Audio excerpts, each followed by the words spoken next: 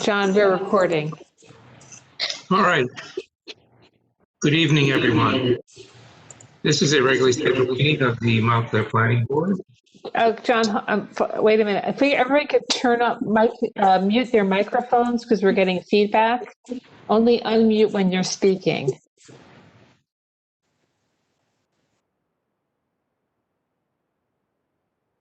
Okay. This is a regularly scheduled meeting of the Montclair Planning Board. Notice of this meeting, and we still got echo. Hey, Tony. I think the echo is coming from you. Oh, yeah? Okay. Thanks. Notice of this meeting is posted in the lobby of the municipal building and also on the town's website, and also published in the local papers. The meeting is being broadcast live on channel 34 and streamed live on youtube.com. This is a quasi-judicial proceeding, and we'll be exercising powers and procedures that resemble a court of law, as we are obligated to act objectively in determining facts and drawing conclusions in order to take official action. So please limit all conversation and comments during these proceedings to issues that the board may legally consider in reaching their decision, and please observe decorum appropriate for a courtroom. Our first thing on our agenda is our roll call, and I'm here, I think. Vice Chair Brodock, I'm here. Mayor Spiller, Present. Mr. Cook,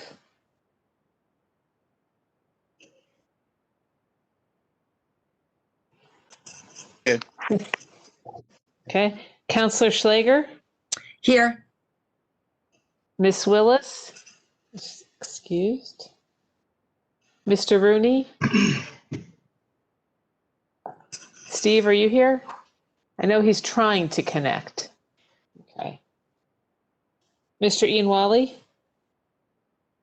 Here. Miss Lockman. Here. Okay, Mr. Barr is not here. And Mr. Gilmer. Here. Okay. We have minutes from our November 9th meeting. Comments, corrections? Yeah, there's one correction on the first page. I have it on the screen regarding the name of application 2686. What I showed in the minutes is what was filed with the township. The name of the applicant is 65 Church Street, Urban Renewal LLC, but the address is 59 Church Street. So it just reflects the application. Anything else? Anyone? I guess Carmel had one last question on the last page. Yeah. That was regarding Mr. Greenbaum's chat message. He asked about the HPC report. The HPC report was submitted, and the report indicated that several members of the HPC requested that the applicant return to the HPC, but that was not a recommendation from the majority of the HPC members. No, my only point is, I believe it should have been mentioned that he did bring that out because he seemed pretty adamant about trying to get his question across. And Well, what was the question then? I believe the question was, will the application be coming back to the HPC? I'm not sure. I mean, he just had a question in the chat room and he tried to call. Okay. He couldn't be unmuted. So I just don't think it's correct in the minutes not to say that someone was trying to get on and had a question. And how it was addressed, I'm indifferent to that, but I do think it should be mentioned that someone else outside of us was participating and had a question. Okay. Any other comments?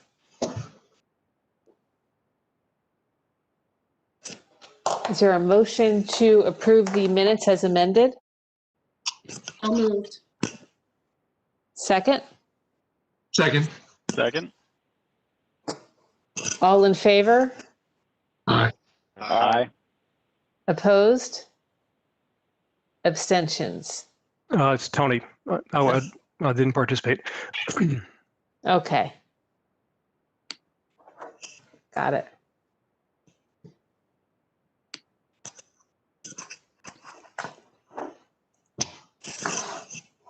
All right, then that takes us to the application for 423 Bloomfield Avenue resolution. I would like to bring it to the board's attention that I got a message today from the applicant indicating that they are not proceeding with the improvements because they felt that the conditions in the resolution were too arduous. But they still wanted to proceed with memorializing the resolution, even though they're not going to proceed with the project. Oh.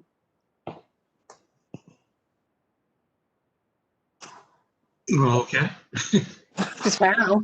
All right. I mean, that's always their prerogative, and of course, wouldn't be the first time that we passed a resolution on a project where the applicant didn't proceed. So are there any changes to the resolution? Yeah, I have one. Okay. On page 1, Mr. Trevenan's name is it's missing an R. Mr. Trevenin? Yes.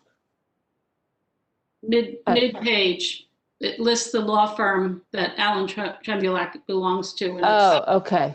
Yes, you're right. I see. Okay. That's what I found. Anything else? Okay. Yeah, Janice, I have a quick question on that. How common is it to move forward with the resolution in that instance, being that such, could then be acted upon for an indefinite period of time, I would assume, no matter what the changing dynamics are that present themselves in the future? Could you offer more insight into that, please? Thank you. Well, the approval is really good for 2 years, and it essentially preserves them from. They have to do it's only valid for a few years. If they don't start the improvements, then the resolution is no longer valid. So Specific, it's a 2-year window specifically? yes. Yes.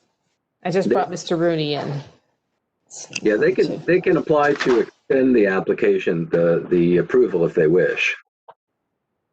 For an unlimited number of times or for No. a specific period of time?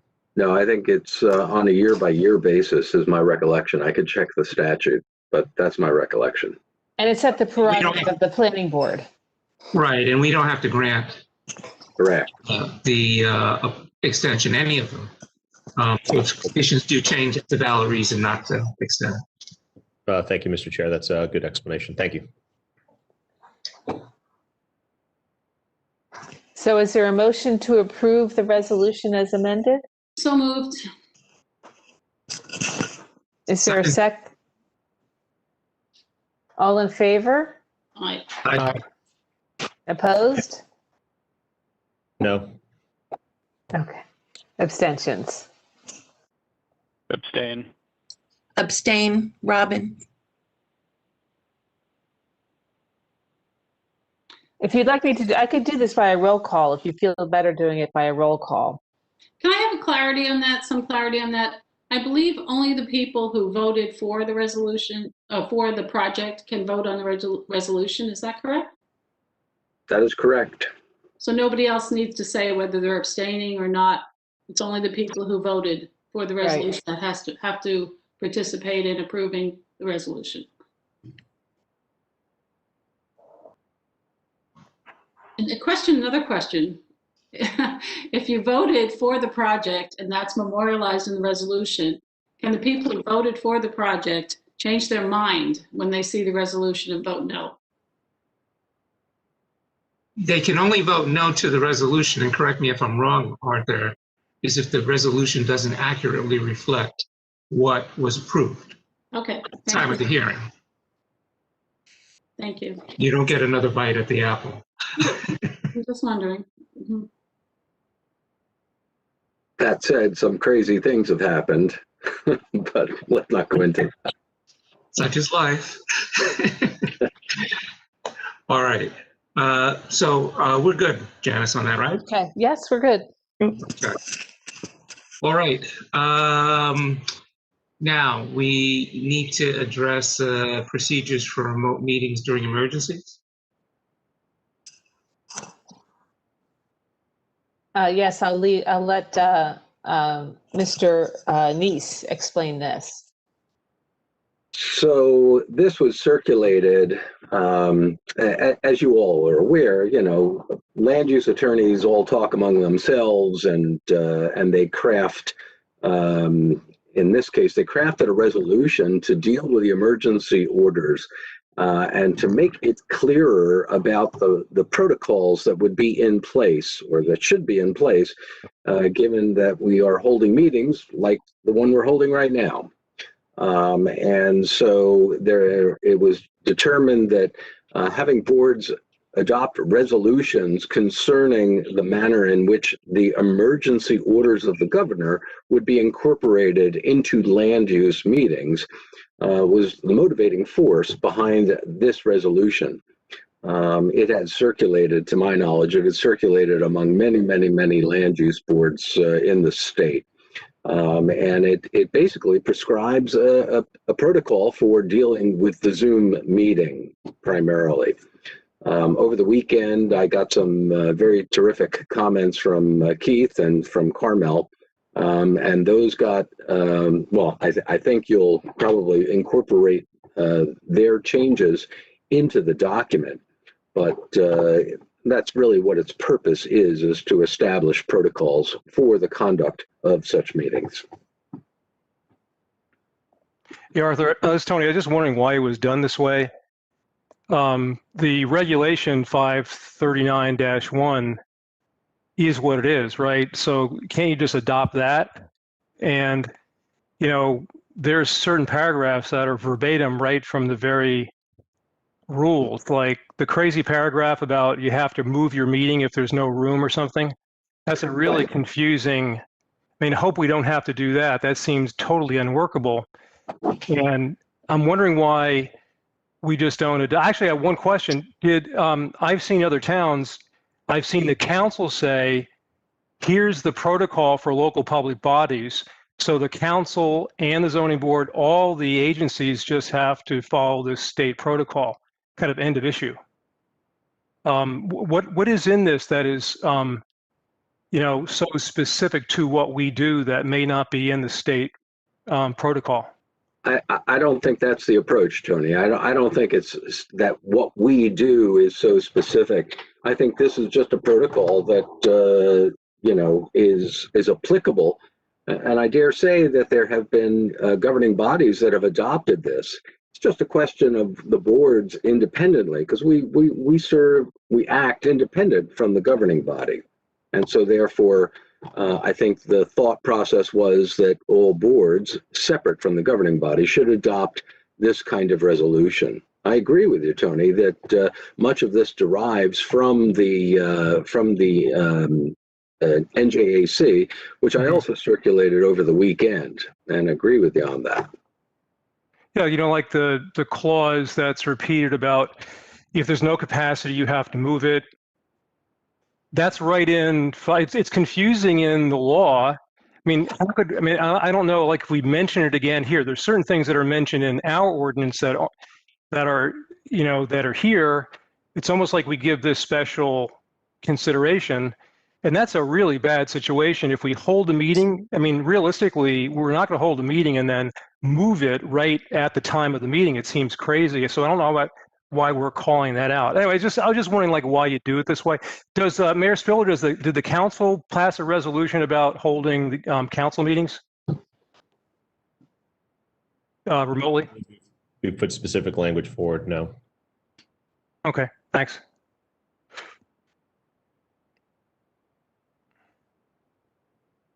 I mean, it's fine with me. I'd say, take the state, the state rule. And then if there's anything that we want to refine, we could put it here. But I don't know why duplicating some of the language that's already in the reg, it doesn't make sense to me, but. And I think one of the things, Tony, has to do with if the board, for example, were to adopt this as a resolution, I guess, Janice, you would put it on the website so that there would be public notice of how the meetings are going to be conducted. People wouldn't necessarily read the NJAC section.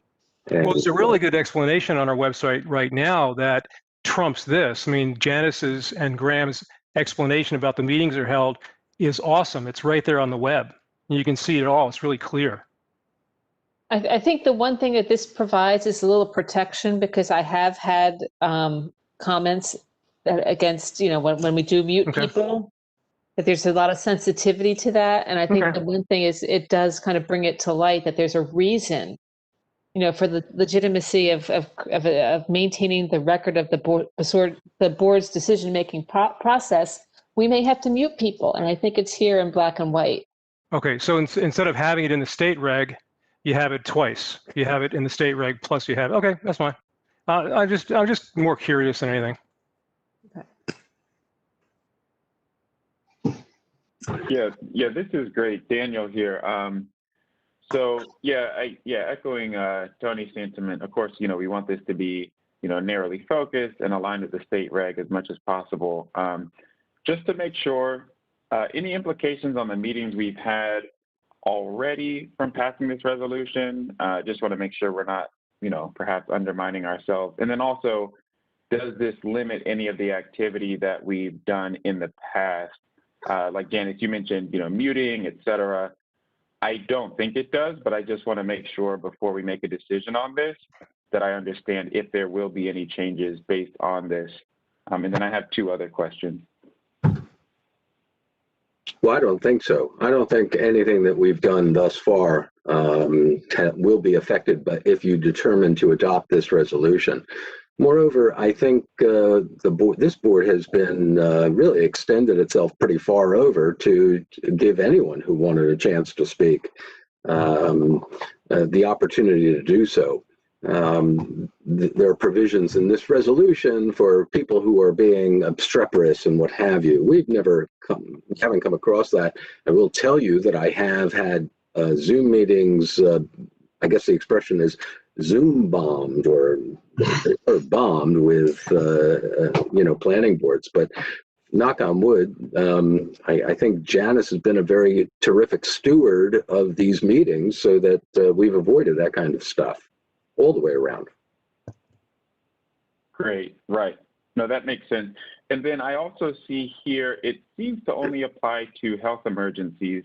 Just want to make sure that's true. And then also, it seems that I don't know if this is the right language, but that the decision to go back to being in person may be contingent on whether there is a state of emergency declared or not. I just want to kind of clarify what we may be committing to, since that seems to be the language in this resolution that, this is for when there is a declared state of emergency. And so does that mean we would go back in person based on kind of a state determination that the emergency no longer persists?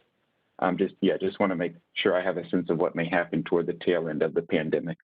Well, I think you're right, Daniel. That may well happen where, that emergency status is no longer applicable. I hope that happens tomorrow. Right. But it doesn't seem like that's going to happen anytime soon. But I tend to agree with you. If there is a declaration or if there is the rescission of the health emergency, then it would probably wind up being business as usual. Right, and I just wanted to make sure we're comfortable if that decision is not made at the local level, which we may or may not be, but I just want to make sure it's clear. This resolution seems to put the decision at the state level as to when we may go back to being in person. Am I interpreting this correctly? Well, I will tell you that there are boards and governing bodies that are now meeting in person. I mean, they're observing social distancing and what have you, but it's within their right to determine whether or not they want to meet. And likewise, Arthur, just to more specifically what you've asked, Daniel, I don't think that there's anything in this resolution that requires us to automatically go back to in-person meetings if the state makes a decision to lift the state of emergency. As Arthur said, we Right. have an independence. We can make that determination. If we feel that there are issues, then we can continue to address those issues accordingly. Right. It's exactly what I was trying to think through. And so, for instance, if halfway through 2019, we simply decided to meet as we are meeting now, I would imagine that would be an issue. And so similarly, if we do not go back to being in person when it's deemed appropriate, I just want to anticipate what that may look like. Daniel, are you a year or two behind yourself? Did you say 2019 or did you mean 2021? No, so 2019, I meant that literally if a year ago today we said we are meeting virtually, I see. I would imagine that would be an issue. And so if, looking at the past, how people might have felt, again, will this be a decision that's up to the planning board or, that's the only point I'm trying to make sure we are on the same page regarding, so. The board can determine how it wants to conduct its meetings. It's up to the board.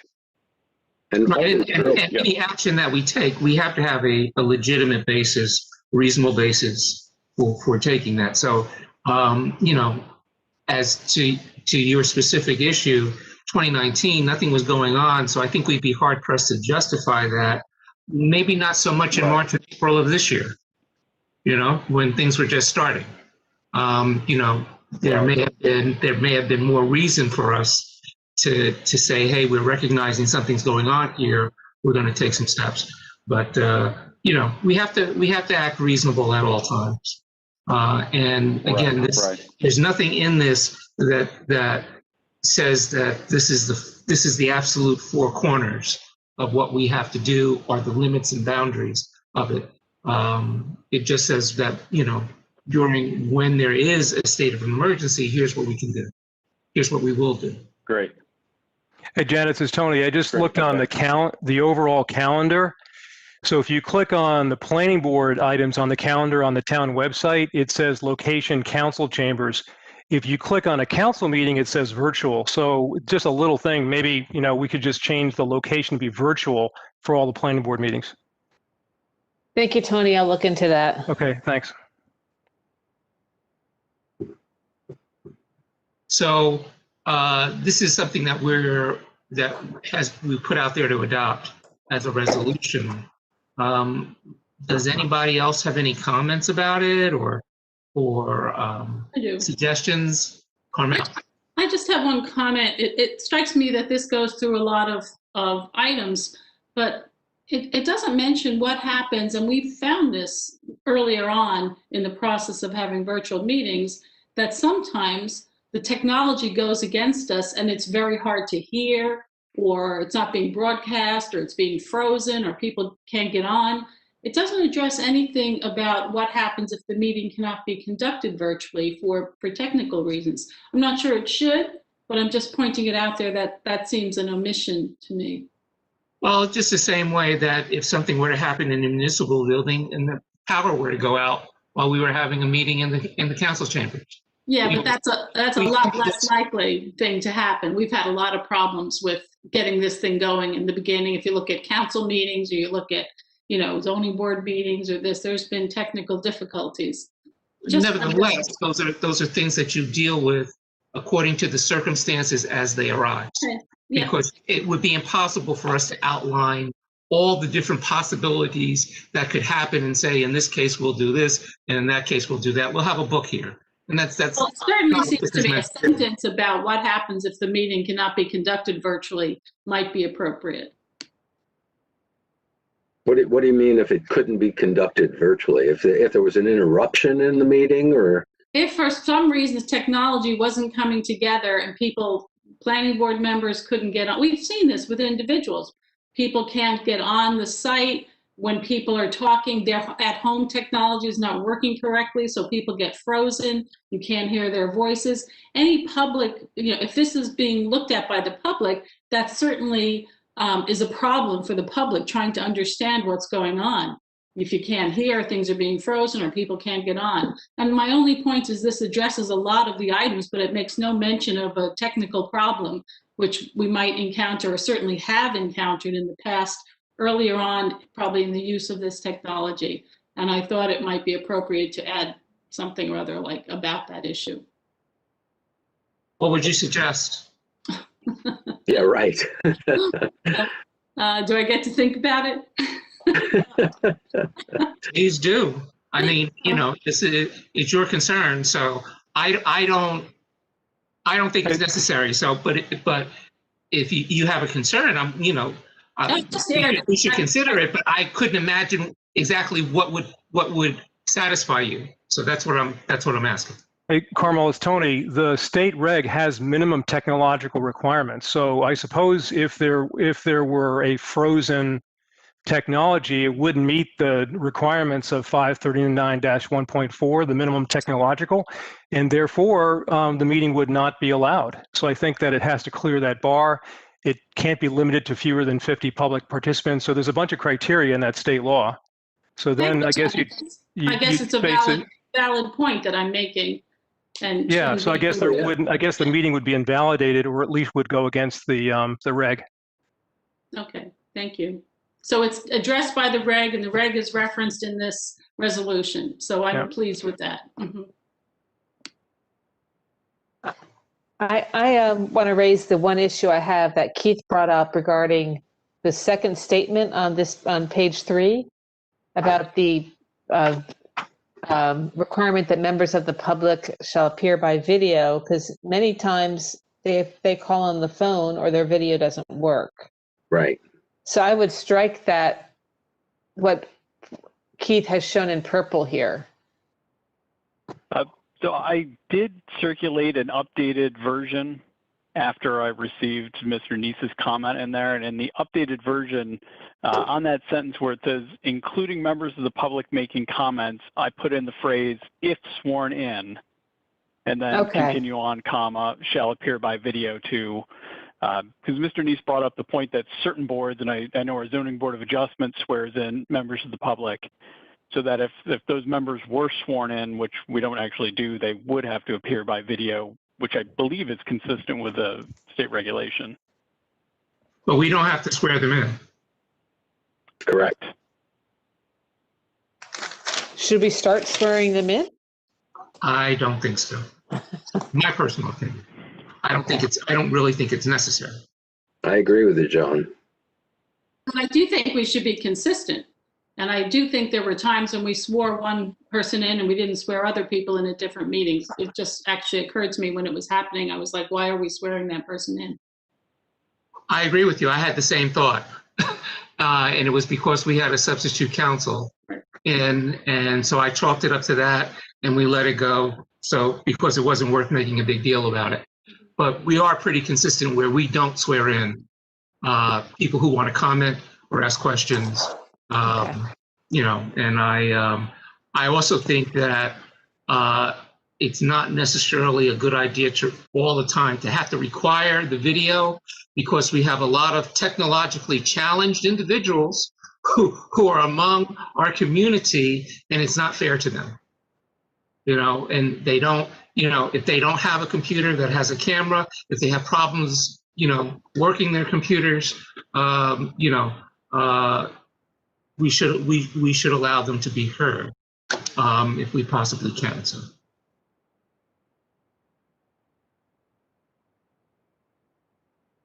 I don't have a problem with the changes that they've made, because, of course, I don't think it'll make a difference in how we proceed. It does give us the option, though, if we wanted to change our procedures going forward. Anybody else? Any comments or questions about this? I guess I had. I guess, are my comments going to be addressed? You have suggestions? Yeah, I gave them to you. I have a question, the time limit issue, it's very vague. What's a reasonable time limit? And shouldn't that limit be known up front so it's not seems arbitrary if the chair decides to limit the time frame from one person but not another? And I think I said that should be uniformly applied. And I also said I think that people are able to submit questions through the chat room, and that should be mentioned.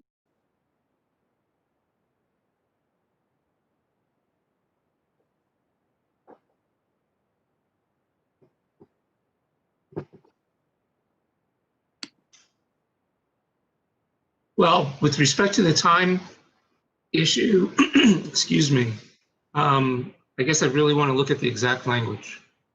And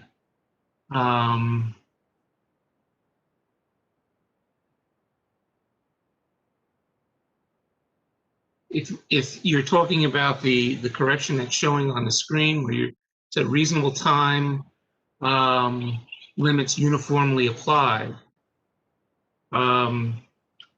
I don't have a problem with that concept.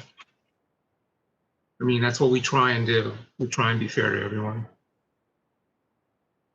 At the end of the day, John, you're really as chair, you're the arbiter of all of that, no matter what. I know. That's according to Robert's rules. And the bylaws. And the bylaws. That the chair has control over that, because the chair does run the meeting. Right. But I don't really have an objection to that language. I don't think that's at odds with you know, the orderly progression of our meetings. What else, Carmel? The ability to submit questions through the chat room function or the question and answer function, as it might be called.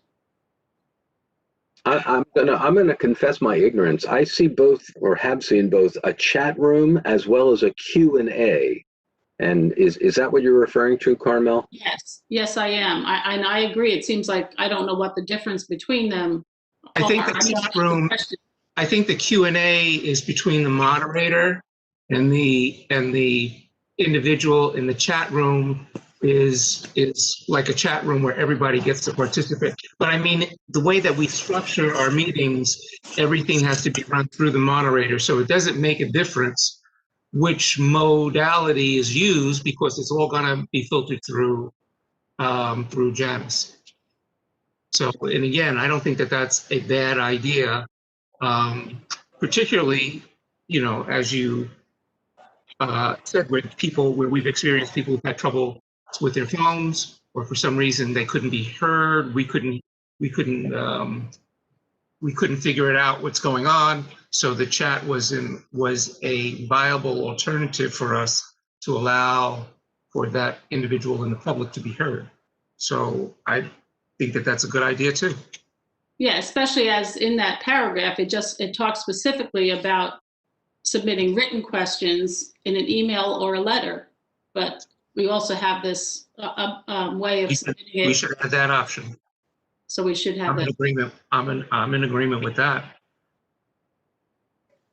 As long as it remains just going to the moderator, because I remember back when we first started in this platform, we had one meeting where I know I was trying to speak and the chat was just going ballistic on my screen and I couldn't even see what Ms. Talley was trying to show on the screen. It was really distracting and frankly frustrating for me. So as long as we make it limited to, you know, the moderator or the chair, you know, some small group of people and not the entire board, I fully support that.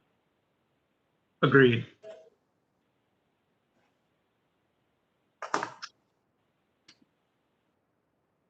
Other issues?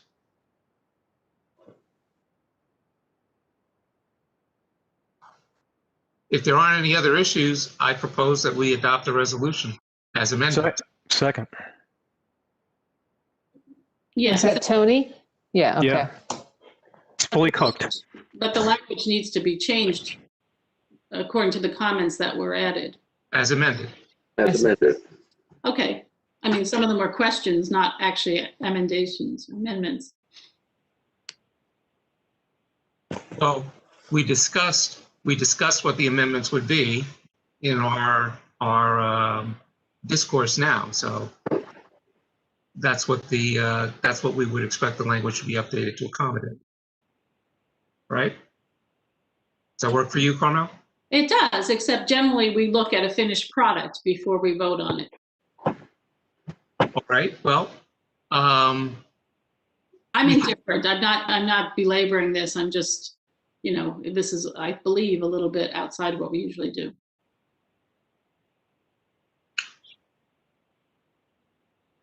I'm not so sure, but just so that there is no doubt, we can delay this action until the next meeting, and then you can take a look at the revision. I mean, as I said, John, I'm indifferent. I just, Well, you're not indifferent, you're raising the issue. So, I mean, if you were indifferent, you wouldn't have brought it up. So. I'll recirculate the proposed new resolution if that would make you comfortable, Carmel. okay. That's what we'll do. Do we need a motion to table?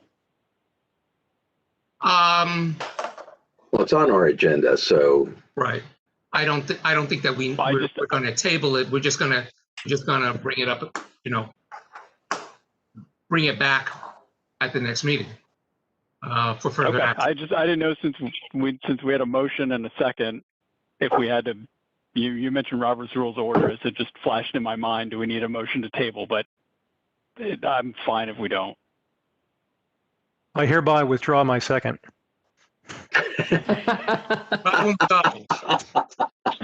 There we go. And John can undo the motion, and we're back to where we started. Shall we start it from the top? Actually, I got a question for you. There's no way we can do this by email, right? No, we'd have to formally adopt it. Yeah, I can circulate it. Yeah. I can circulate the emails and circulate the document, and then at the next meeting you can adopt it if that's what you want to do. That's saying, I mean, we waited this long, so why not? And we've had a bunch of meetings before we had this, Sure. Right. We don't have to rush. And as you brought out, Tony, we're governed by that statute anyway. So what difference does it really make? Yeah. Mm-hmm.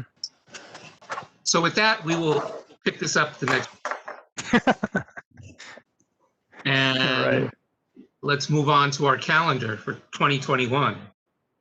I just want to point out that I had to change some of the meeting dates on here.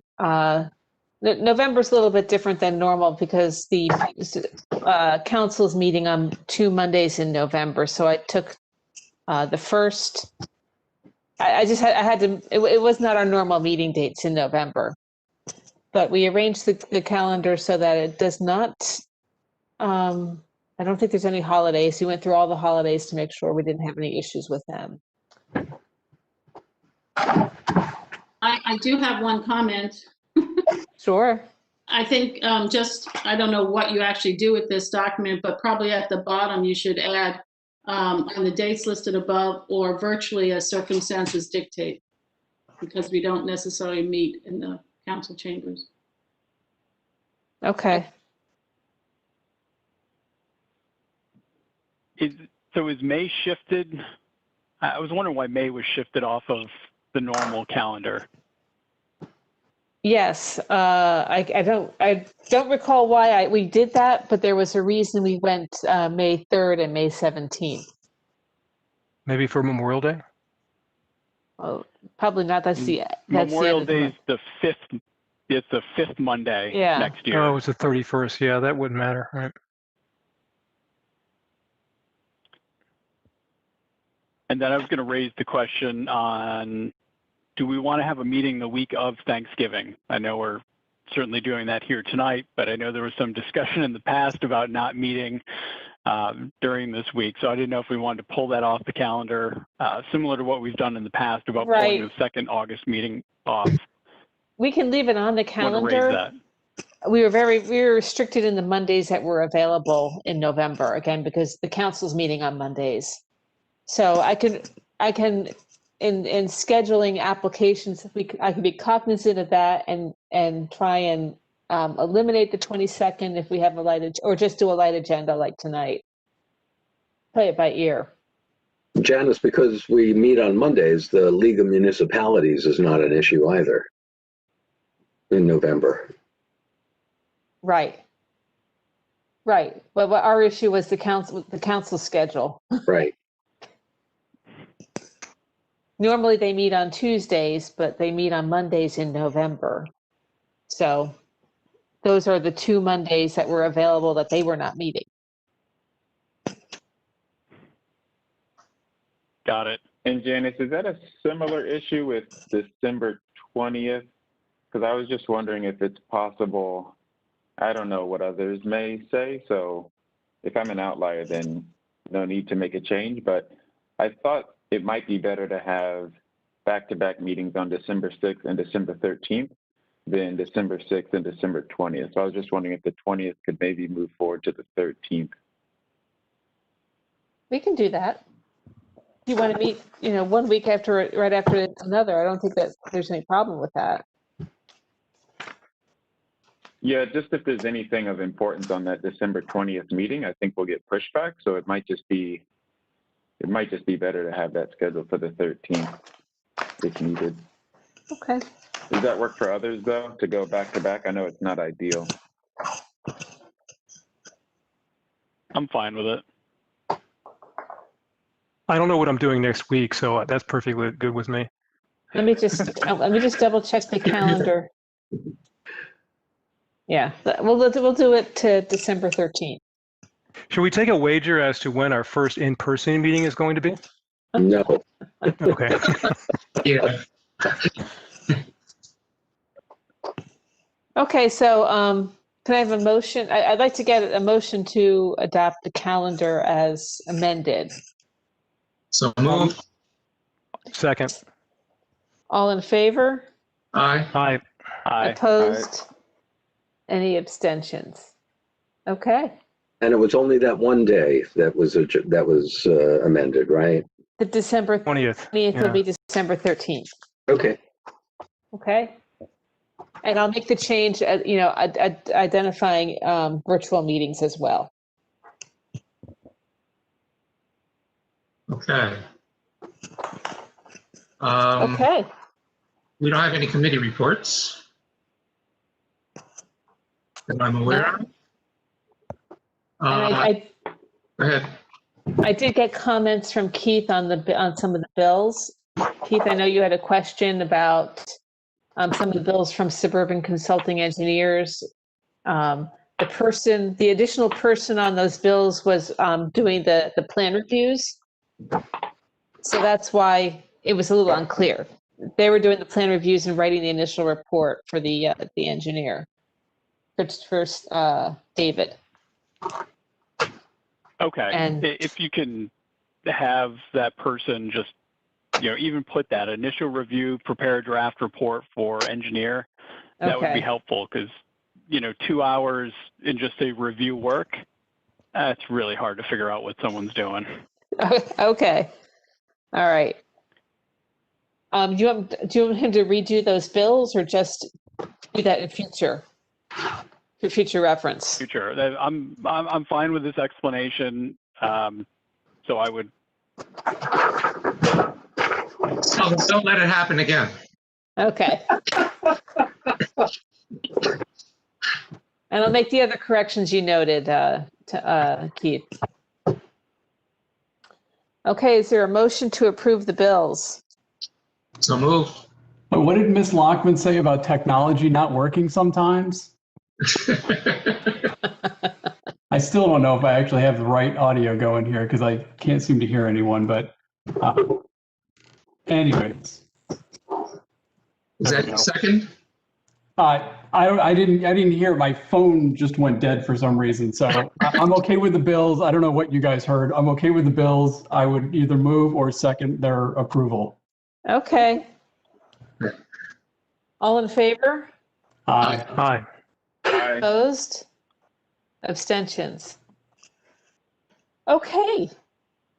All right, everyone. I think we're done. Have a great Thanksgiving. Yes. Have a great, safe Thanksgiving. Have a good Thanksgiving, everybody. All right. Bye-bye. See you Take next care, everybody. Yep. Happy holidays. Sue.